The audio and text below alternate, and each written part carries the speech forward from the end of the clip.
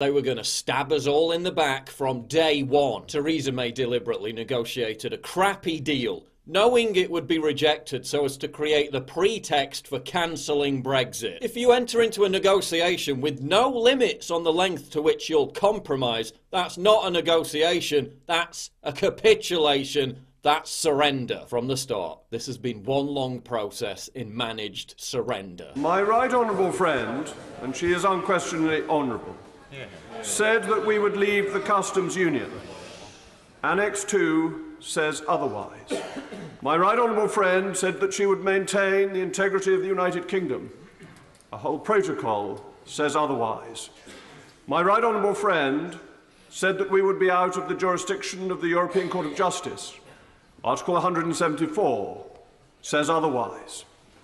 As what my right honourable friend says and what my right honourable friend does no longer match. This is not Brexit. This is a failure of government policy. It needs to be rejected. I mean, for God's sake, her chief negotiator, the guy cutting the deal, Ollie Robbins, was a staunch communist who defended Stalin. What did you expect? Now, Theresa May is threatening no Brexit whatsoever if her shit sandwich of a deal gets rejected. Which it will, and that was the plan all along. I knew this is what would happen because it's a tried and tested EU model. Give people the illusion of choice, the facsimile of democracy. Let them vote, but if their vote defies the EU, just sabotage the process, or make them vote again and again and again until you get the result you want. Citizens across the continent voted to reject the Maastricht Treaty, to reject the Nice Treaty, to reject the EU Constitution, to reject the Lisbon Treaty, to reject the Euro bailout. Every time the votes were ignored, emphasising the fundamentally anti-democratic nature of the European Union. We are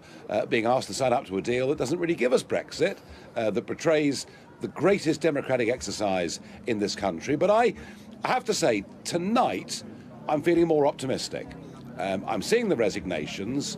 I think we're getting close to the end of the worst and most duplicitous Prime Minister in British history, and that will give us a chance for a fresh start. This is also about punishing the UK to intimidate other European countries out of pursuing their own form of Brexit. This is nothing less than a complete and total betrayal of democracy. We didn't vote to sign up to everything under a different name and be the EU's bitch. We voted to leave the EU. This deal de facto keeps us in the EU, but with no say and no influence. It turns us into a slave state. And on top of that, we're handing over £39 billion for the privilege. We're the prostitutes in this exchange. We're the ones getting bent over and screwed, yet we're paying them. This deal is so awful that we'd be better off staying in the EU.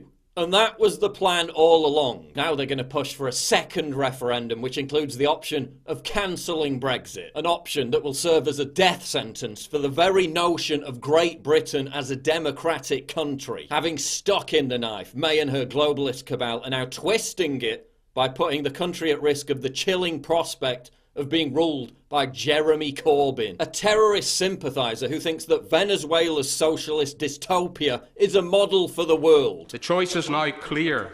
We stand up for the United Kingdom, the whole of the United Kingdom, the integrity of the United Kingdom, or we vote for a vassal state with the breakup of the United Kingdom. That's the choice. Theresa May never represented the interests of the United Kingdom to begin with. So how on earth is she still in power? This is it.